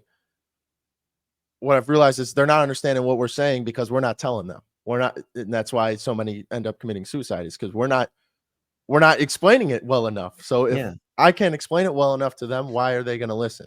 And that's where I'm starting to turn my gears. But Yeah. at the beginning of that, you're going to have to talk to people that clearly don't understand. And at the beginning of business, you're going to have to talk to successful people in order to reach that level of success, because you Yeah. want to mimic what the successful people do. So Yeah. it's inevitable that you're going to talk to these successful people. You have to become comfortable, Yeah. just like you're saying, even with the Yeah. idea of it. I'm not, when you gave me the idea of it, it's a weird feeling because it's just Yeah. completely new. So think about how many young adults there are, and they serve 4 to 6 years in the military, some completely different environment where everything told exactly what to do and say and whatever. Now you're in the real world as a Mhm. civilian, and you have to get a job and you have to provide, and maybe there's the girlfriend, and maybe you have pressure to make things happen, right? Well, look at, for example, not just Danny Liebrandt, who you've known for a while, but Parker Nathans, who's also in Tampa. Yeah. And he's another example, same thing. Now, I don't care whether they came from the military or boarding school or whatever. It's still the same thing where you're changing environments. And when everything's different, all kinds of stuff is just weird, which then causes suicide and other things, right? Right. So Parker, not to say he wasn't successful in other areas at different points along the way, but he tried to do digital marketing and just completely failed, right? Mhm. But then he learned how to do digital marketing the right way. He learned how to leverage relationships the right way, not take advantage of people, but actually create value. We were in Dallas 2 days ago with Roger Wakefield, who is, if you're a plumber, you're going to know who this guy is. He's the most famous plumber. You go to YouTube and type in plumbing, he's got like 4 of the top 10 videos there, right? And we spent 2 days with Roger in Dallas making videos, building out certifications to help out young adults learn how to do digital marketing to help other plumbers and electricians and landscapers and chiropractors and mortgage brokers and people to do local sorts of things.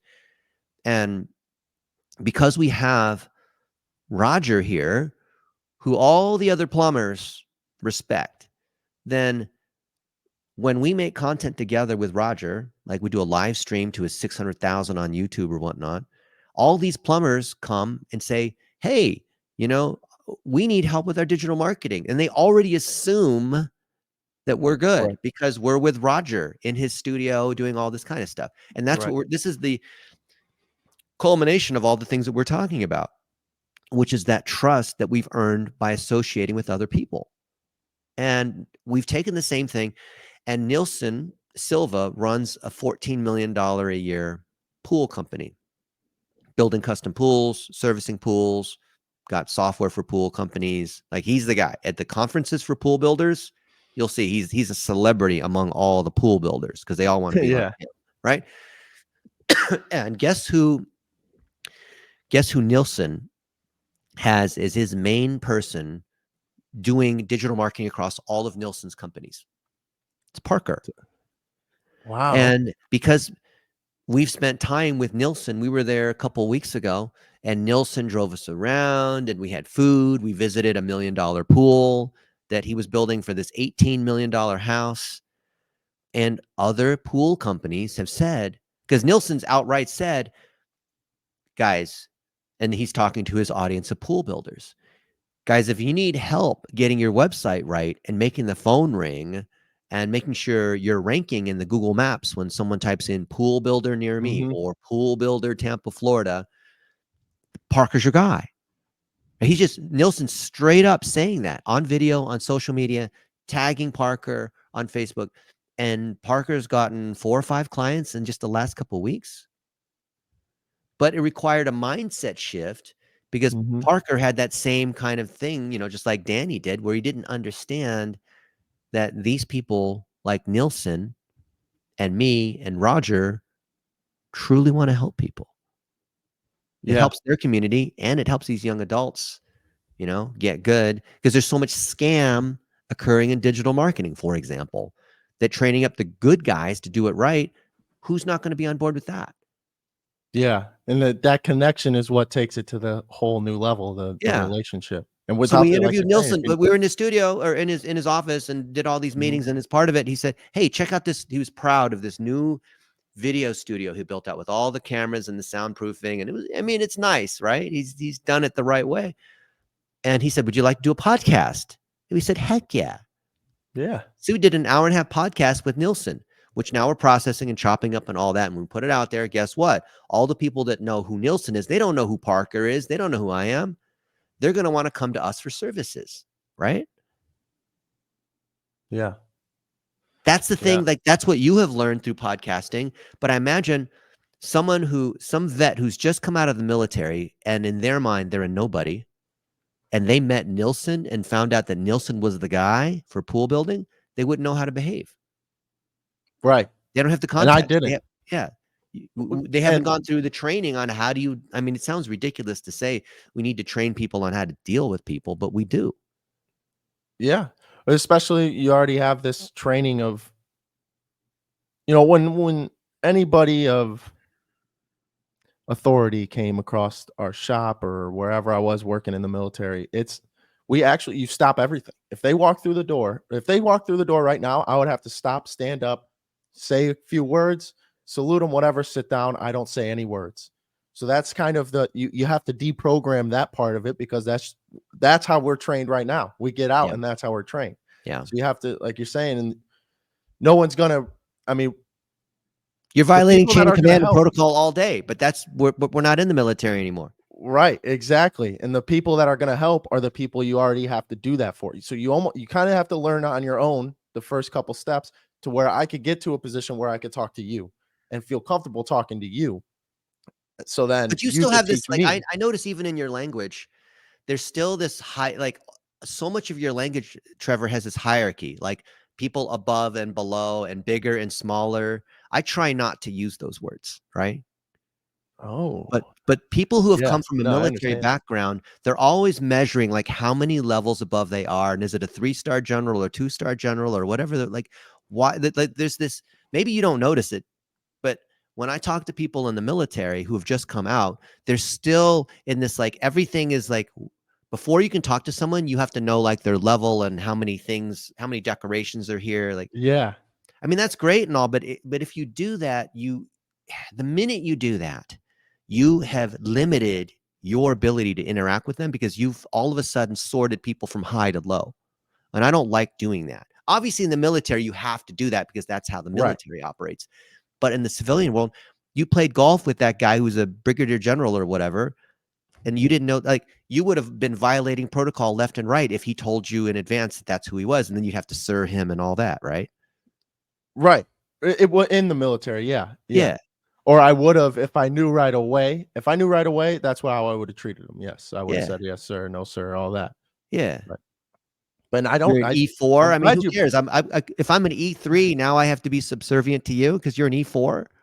yeah, at least, yeah. What That, if I and was you an kind of, E8, right? right. If you're an E8, then yeah, exactly. It's, I'm here to serve you. And that's, I don't get much out of the E8. Anything that the E8 is there to do to help me, he's doing it indirectly. Yeah, but the He E8, doesn't help me. so fine. Let's say that you come to Ohio and we meet the CEO of White Castle, and she's a big time CEO, right? Right. It's not like she just learned how to flip hamburgers yesterday, okay? But even though she's an E8 or whatever at this part, maybe she's struggling with her son is struggling with algebra. Maybe Right. she's trying to run her first 5K. Maybe she's like, there's all these other facets of life and skills and abilities that in one area she's an E8 and you're an E3 or E4. But when we realize that people are complex and we all have different things that are going on and we share the same mission, the minute you start doing this comparison hierarchy thing, you've basically flattened out all those differences that could have been connection points. Yeah. I completely understand. So I don't know That if you just, even notice this. Do you notice how much of your, like, when we're talking even here, your mind is like subconsciously programmed into like measuring what level they are versus what level you are? I haven't noticed it. I noticed there's like, the viewers, or if I'm looking at how many views I got on a video or something like that. I noticed that. I noticed I got to care a little less about that. But no, I haven't noticed in everyday life. And that's what I was saying with the whole I'm comfortable in my own skin, but my business skin. Yeah. Like I know I'm here to do this, but I haven't reached that level yet. So putting it in that way, like you just said, it's helping me a lot, and I'm going to clip that for sure for all the other veterans, because there is one track in the military. You raise in rank, and Yeah. that's the goal. That's Right. pretty much your whole goal, is Right. go up in the rank ladder. But there's so many other different areas, like you're saying, in life were very complex. I may have the mindset that she needs to talk to veterans if she wants Right. veterans in her business. I Right. have that mindset. I'm the E8 in that, and she's the E3. Right. And that's like you're saying, that's not to put me on top. It's not to put her down low, but it's to realize that this we both have things to learn from each other. I have Yeah. value to give, she has value to give. So And you all have the to vets that are recognize. listening, there are some things that you are an E8. Can you figure out what those are? Can you lean into those? And where other people who might be a big deal because they're a CEO or whatever it is, there's things that you have where you can help them where they're an E2 and you're an E8 in those things, right? Just because they're an E8, they're not an E8 above everything. I know that's like a military function. That's the life you had Right. before. But now, look, so I'm an E8 in digital marketing and SEO. I'm a freaking search engine engineer. It's going to be hard to beat me on that one, right? But like my health, I didn't know crap. So I talked to all these other people who are E8s in health. And I have no problem learning from them. I learn all day long from all these other people that are E8s in their other category. That's why I have a freaking podcast. That's why an hour ago I had KJ Rocker of Affiliate World here to learn about affiliate marketing and how you run conferences and select speakers and manage that whole thing. I don't know about that. So I Yeah. interviewed the boss of that thing, right? And I had no fear.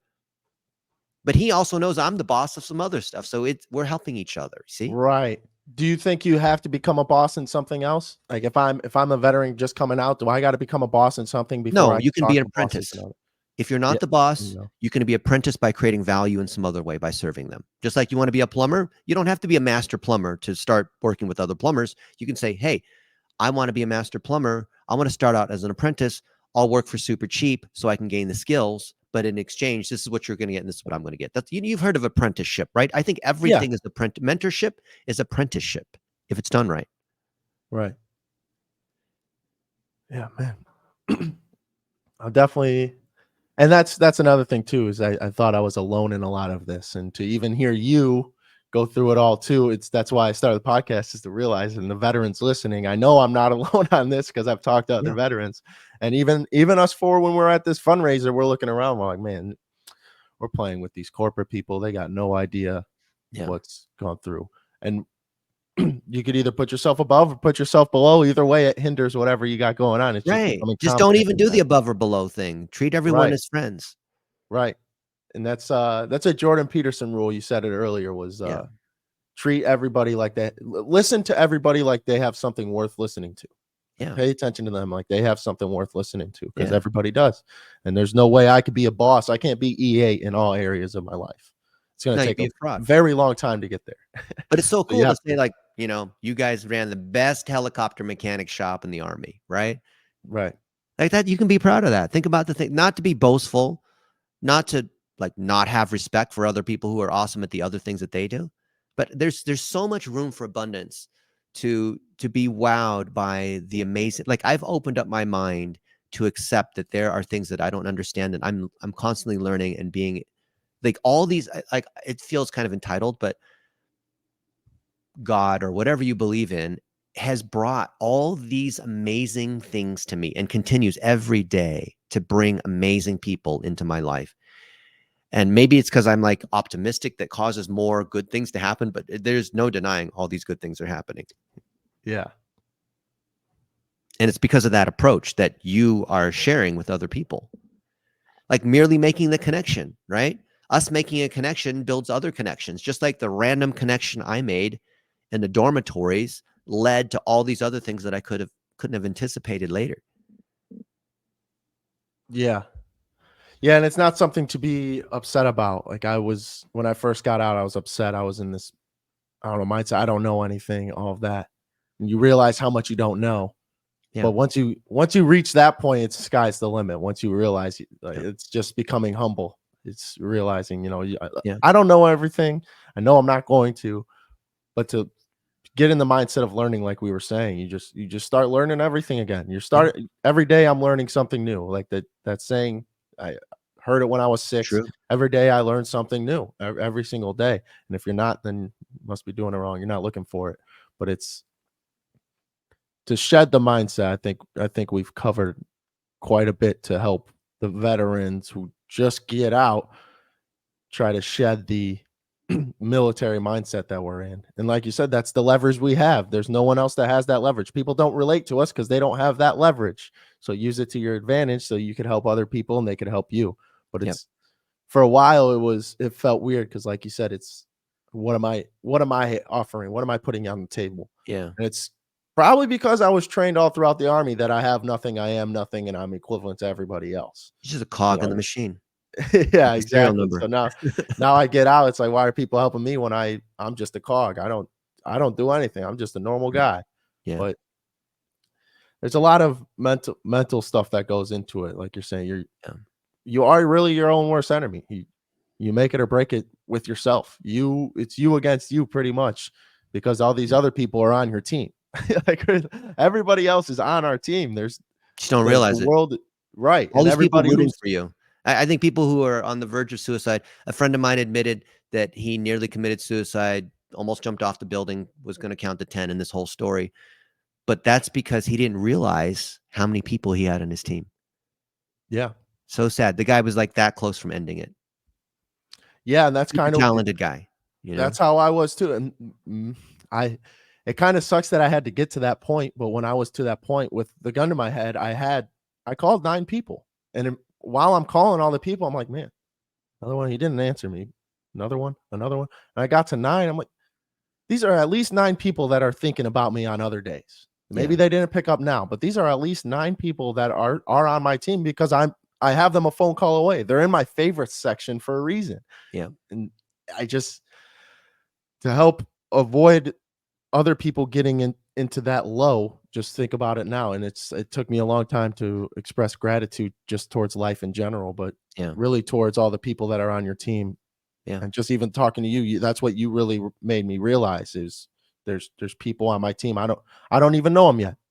They're not on my team yet, or they're on my team. I don't know them yet. Or they're a friend of someone that you don't know, that because your friend of friend network is way larger than you could ever imagine. And there are Yeah. people there that will help you because you're friends with so and so. So think about all the other people you have no idea who they are, but they're actually in your corner. And you could activate them when necessary. Yeah, exactly. And then you make that connection, then it's another friend of friend, and now you're Mhm. just friend of friend of friend of friend of friend. You have, and that eventually adds up to everybody is on your team when you make Anything the that right you would level. ever need help in is always your direct friend circle may or may not have that, but guaranteed, because every person on average has 160 friends or so. Like, Okay. I'm not talking Facebook friends, I'm talking like actual friends. Yeah, So people you could call. so if you know, like, on average 160 people, and some are close friends, there's some, like, people you, like, sort of know, but each of those 160 people knows another 160 people. That's 160 times 160. That network, that army of people who are on your side can solve any issue you have, any kind of expertise, any kind of favor. I'm half a century old. I can tell you this is true. Yeah, yeah. Once you realize you have this power, it's like you're in a video game with all the cheat codes on. You can kill any monster. You have unlimited bullets. Like, how do you possibly lose in this game? It's an incredible mindset shift for the people listening. Yeah. And for myself, that's why I relate myself to a lot of this just to show people like this. I'm not a finished product, probably never will be. neither Nor, neither is the nor do you want podcast. to be. Right, The minute you're exactly. done, you're dead. Then you're not Yeah, growing anymore. yeah, I was practicing dunks at the trampoline park yesterday, playing full court basketball. I'm learning new stuff. I try to do a new dunk every time that I've never done before. yeah, yeah, constantly learning. And just in the learning mindset, it's the you gotta be humble in order to do it. And I think a lot of people who get out of the military, they're not too humble and then they become way too humble. So for instance, you get out and you feel like you're pretty much the best. Like, Yeah. I did the best things. Thought of myself that way. Then I got out and realized, well, now this doesn't really matter.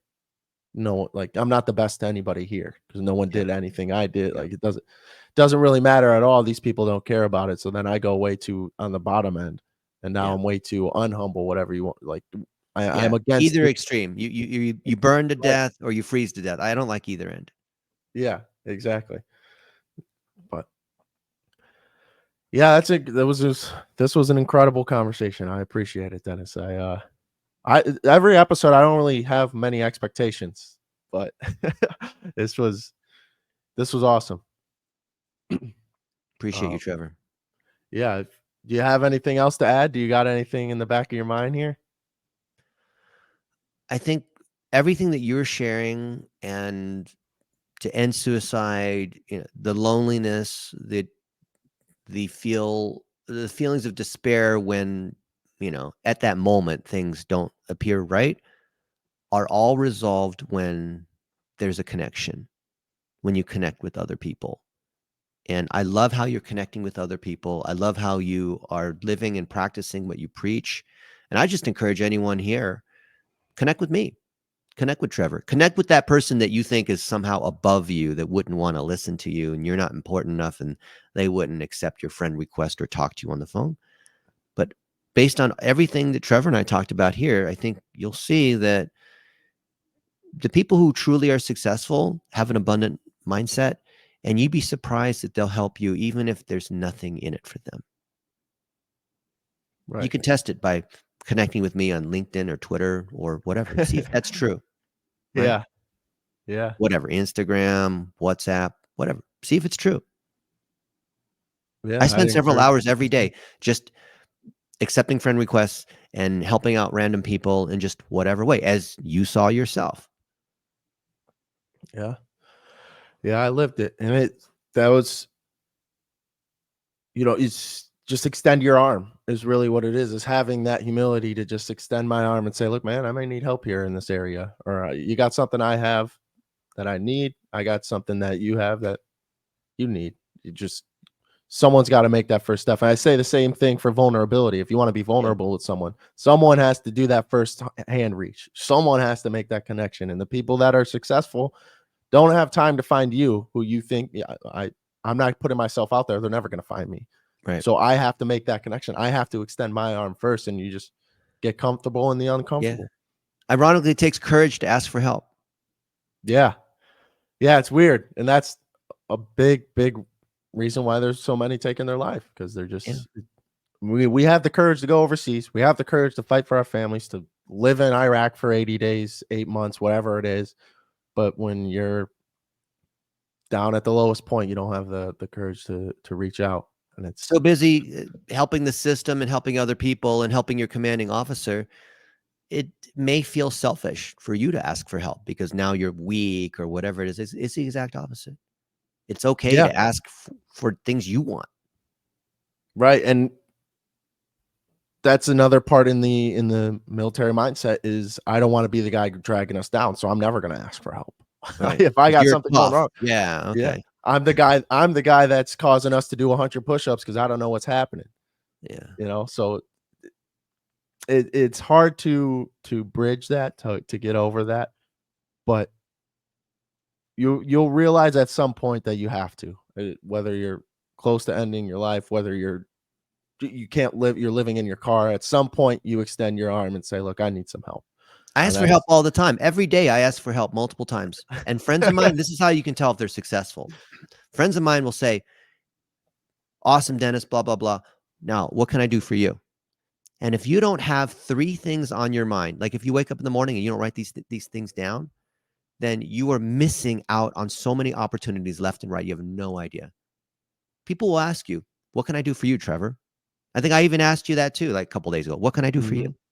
Right? If you don't Yeah, know what those things are, then whose fault is that? and that's a great action to take to start getting into the helping, like, help me mindset. Yeah, always. Yeah, Like wow. you should be able to answer this question. What can I do for you? What are the things that you need? Can you list them? 3 things. Can you list them? Right Oh, now, every day it may yeah. change. Yeah, right now, if I had to say 3 things, just to exercise here, because I haven't done this. 3 things someone can do for me. Extend my network. Maybe I, like you said, do my research, find out who you know. Okay. I may need a connection with this person. Like, Um, look at my network and see if I can make an introduction for you. Or to extend your reach and all that, we could take this podcast, turn it into a blog post, turn it into like you could post on my website, which probably has more traffic than yours and more mhm, SEO power, and that will extend your reach to my community and vice versa. Right. right. That's an easy way to solve number one. Right. Yeah. Number 2. Wow, yeah, I never really think about this. What do I need? I'm just so focused on the goals that I have. I got Yeah. But if you're focused on the goals that you have, there's I things should that you know. need to do to achieve those goals. What are they? If you don't know what those are, you're not going to make progress on those goals. Right. What do I need? So people Extend who my are reach. not succeeding in their goals, they don't have specific their requests are not specific enough to allow their network to do something about it. To help them. You need a certain skill, you need to meet a certain person, you need something to happen in your life. Well, make that request as specific as possible and people will help you. This is not some like weird woo woo thing. It is real. This is completely true. Ask Yeah. anyone who's successful, they'll tell you this is true. Wow, yeah, I would say connections with psychologists. That would be Okay. the first thing. So talk to Danny because Danny's mom is a therapist and she's got a team of like 20 psychotherapists or whatnot on the team. Yeah. And they would know Okay. other people. And if she's not the one, she can introduce you to these, you know what I mean? Yeah. Yeah. And I No, can yeah. introduce you to other people that are therapists. Yeah, so that's what it would be, is Okay. connections for that, connections for reach, Okay. or actions to take for reach. Third one would be what would be the third one? Connections to the veteran community. Okay. I Well, think those are the three things I need okay. to do my goals. Is those are the three connections that I need to make. Okay. I think, yeah, in general, those are the three things. Do people know that those are the well, I know you came up with them just now, but shouldn't people know what those things are? Yes. Why don't you make Yeah, a I LinkedIn and you post know about what? that? Yeah, now that I think about it, I don't think I think it was a yeah, people should know. I'm on this mission, so I know it, but I never let anyone else know it. So, like, these three connections, I've known. I've Okay. not written them down. I do need to write them down, and I will start doing that each day. Yeah. But I haven't. It was almost like, oh, you should know this. This is my mission. You should know the connections No. within No. your network. Like, I didn't ask for the connections. I'll Right. tell you, I do a podcast to Yeah. save veteran lives, Yeah. and you should know who to connect me with. But That was my how mindset. how would this change your life if you published, "Hey guys, here's 3 things that I need for me to accomplish my goals." Yeah, people. It would help the mission. Now I got more. Now I have a team on the mission instead of myself. Now people know. Yeah, yeah, But all the guys that are listening, all the vets here, I bet you most have not even thought far enough to have a goal, which then trickles down into here's things I need to. And when people say I need money, that's not actually what they need. There's things that need to happen, and then money is the product of doing those things. right, So make those right. requests. It's not a selfish thing to do. That's what I was just gonna say next. Is I felt or feel needy asking for it. Well, that's your own That might limiting just be because sabotage thing going on. right, because I think, what do I have for them? I didn't ask you for anything. Yeah, and that's Must be maybe a trick, that right, Trevor? right, exactly, exactly. Or it's That's too good to and be true, or you don't deserve it, or all those sorts of mental garbage things that happen. right. Oh man, You should this is I mean, I know this is a podcast episode, but you should broadcast this so people understand. All these young adults that are coming out of the military don't know a couple of these like secrets, if you will, to becoming successful, which also helps end suicide because it's creating connections. And you realize when you have this many people on your team, you're not going to be thinking about taking your life. right, You don't want to let all these other people down. You're right, not going because to they feel now alone and you've hopeless. given. And that's, I think, right. So that's the exchange, right? When it's not free. My mom, I was raised, and nothing's free. So that's the exchange. Is you help me for free, and what you're getting in return is my best efforts. Right. And that's right. Is that the expectation when you're helping Yeah. someone for free? Right. That's how it works. That's all I want from you is I'll help you. All I want from you is your best efforts. Yeah. Okay. Because not everything's about money. And right. Right. And that's kind of the world we live in. Everything's, the inputs that we have in the mainstream. That's Well, kind that's of why you what you shouldn't spend hear. any time on Instagram because all that I, does is I make you agree. that's not real life. Right. That's this fake thing. Right. People pretending that they're always happy and successful. That's ridiculous. I agree. Yeah. Yeah, man. You see people talking about their failures on Instagram? No, and that's why I started doing it myself. And I'm not going to gain as much traction as the other people not talking about it. People are attracted to the successful thing, but there's very few failures being talked about it, and I saw that as an open market for myself. And I'll be the guy who finds out how to get people to listen to that. Yeah. You know? Yeah. Yeah. Yeah. Man. That was 10 minutes after I asked what else you have to say, but that's awesome that Well, we could do it a part branched 2 into that. later, but there's plenty here. You go to the buffet, eat, fill up the first plate, finish that before you go back for another plate, right? Yeah. Yeah. No, I thank you a lot, Dennis. I had no expectations for it. I came in But you optimistic should have about it. expectations. You should expect that it's going to be good. If not, why would you do it? I would say my expectations are on myself to make it good, and then I feel comfortable and I have no expectations of the guest. I But think then you're not putting yourself in a situation to have a great podcast. Whenever I interview a guest, I assume it's going to be amazing. And it is, because if they weren't an amazing guest, I wouldn't have done the podcast.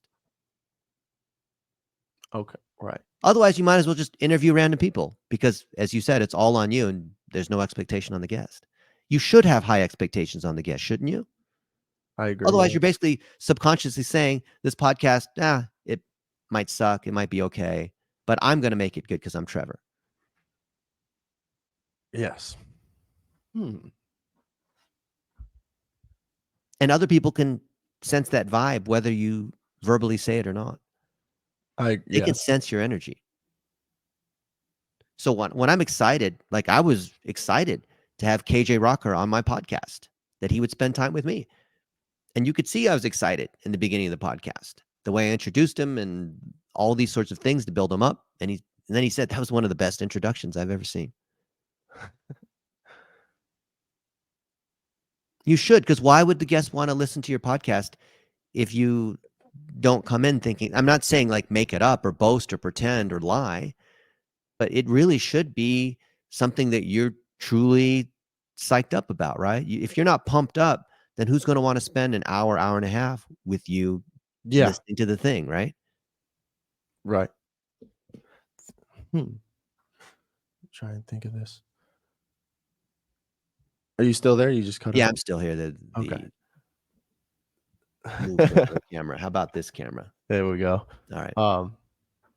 Yeah, I put all the pressure on myself instead of bringing a guest on, but that's what causes people to eventually, it builds up and builds up, self-doubt, commit suicide. Right. Yeah, I guess raise expectations. You don't want to be guilty of the very thing you're trying to counteract, right? Yeah, I agree. Yes, I do not. And like now I you're said, the tough that's why I'm soldier. doing it. You're Rambo trying to take down all the bad guys by yourself. Yes, exactly. Nobody's that strong, right? Right, and again, this is right here why I do the show, is because I'm showing like I'm not the final product. These are things that I struggle with, and that's I realized that when I was getting out of the military, I was getting medically discharged, so whatever happened to me didn't really matter. No matter what, I'm getting medically discharged. And when I started going to therapy and talking about it, there was about 4 or 5 other people that saw the need to go to therapy. So that's why I ended up starting this, because I saw I'm willing to take that blow. I'm willing to say, look, man, like I'm an open book. I'm not doing well here. And that's why I started this, because there's people that can't do that. So again, what I'm saying, I'm not 100% on all of my views. I'm not 100% great. There's things I still struggle with, but I do it because there are people listening that still also struggle with it. And I thank you a lot for helping me through all of that. I didn't expect to turn it into that, but I think you're right. There has to be an expectation. I'd say the only expectation I had for the show was this is my first time with Saving 22. This is the first episode, and I wanted to gear it towards veterans. So that after 2 years of, just like you said, the last 2 years, if you look at my episodes, I was randomly interviewing people, and that's what changed. I'm glad this is the first episode. It's because that's what changed. I realized I have to start interviewing for a specific thing. I have to niche down. There can't just be random people for random things. Yeah. And for veterans, all the issues we talked about are specifically for veterans that are making that transition. Right. And so that was the expectation. So maybe I wasn't able to put words on it, I guess. I didn't see it as an expectation. I don't know if it's because there's been a lot of, like we were talking, there's a lot of things that's happened in my life that made me realize that I shouldn't expect. I shouldn't have expectations. But if you don't think this episode is awesome, why would other listeners think it's awesome to listen to? Right. To even put the time in to listen, because everyone's busy. Why would they want to? I mean, they could be on TikTok instead, right? Yeah. Yeah. It's easier to scroll on there. Right. But then at the end of each episode, that's what's kept me going, is because at the end of each episode, it's like, man, this has been a good episode, at least for myself, at least for, people I know who could listen to it. So And that's what's kept me going, really. Amen. But imagine you had that at the start Right. instead of waiting to the Right. end to realize it was going to be a good episode. Right. Man. Just like it's crazy. Yeah. Why There's been suffer and a lot of suffer and only mind-blowing. at the end when you know it's like a, you know, if you had a TiVo and you pre-recorded whatever, a basketball game yesterday and you knew your team won. If you watched the replay knowing in advance the team's going to win, why couldn't you be happy now? Why couldn't you watch the game to start of the first quarter knowing what the score is going to be? That everyone's on your side. Yeah. How would that change things? Definitely more drive involved, more intent, become a Yeah. lot more intentional. Yeah. And that would drive more connections and viewership and all the three things that you asked for. Stronger connections. Wow. I end up taking notes for myself here. You recorded it. Yeah, There you go. I'll be back. Yeah. This is why they're recorded. I will be back. I hope we've helped somebody out here listening and got a couple viewers. But Yeah. I'd love for them to connect with me, with you, with other people that they see on the show, with other yeah, veterans. Help out other yeah, people because the suffering you have is the very lesson that you can help other people that are going through the thing that you've been through. Like I look at the mistakes and problems and scars that I have, and those are all things that have helped other people. Like that's what's helped Danny Liebrandt grow his agency is all the mistakes I made in digital marketing. right. Well, I appreciate you giving the time out of your day, Dennis, for this because this again just been incredible. I've learned a lot. I'm excited to re-listen to this and re-edit or go through, edit it, and listen to the whole thing again. It's definitely there's a lot of things that I needed to hear, and I would say I was almost complacent until this podcast. I was making some changes, and I felt good about the rebranding and everything, but it's a whole different mindset I have towards it all, Yeah. and this was unexpected, but it helped a massive amount for me in the future. So I thank you for coming on. Thank you for all the things you said for the veterans and helping the mission. Because again, this is what I am here to do. This is I truly believe this is my mission, and for you to help like that, I'm very, very grateful for people like you and yourself that are lending the hand down. And maybe you're not a veteran, maybe you don't know any veterans, who knows, but you've taken the time out of your day to shine the light on this issue and really help other people. So I really couldn't thank you enough. And then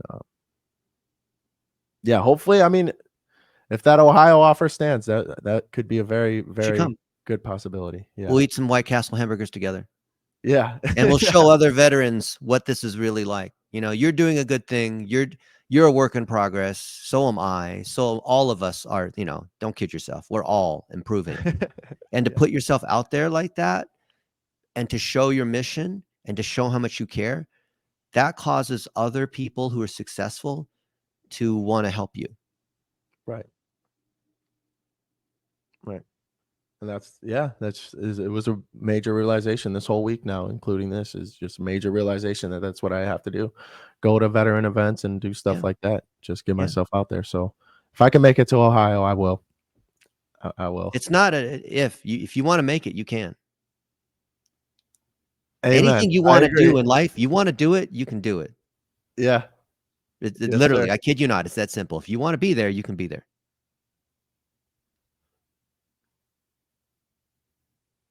Let's get me there. All right. Let's get me there. All right, then. That's the way to approach it. Yes, sir. Yes, sir. I agree. Thank you. Thank you again, awesome, Trevor. And I look forward to meeting you. This was a great start to the relationship we got growing here, Dennis. So thank you. Look forward to publishing this, editing this, and the future we got. And again, thank you from all the veterans. Awesome, Trevor. And, all of your information, everybody listen, all the information to connect with Dennis will be below. You go on the website we got and suicide.net US at the top there to view his guest profile we got, his website, LinkedIn, YouTube, all of that fun stuff. So thank you for tuning in, and we will catch you next time.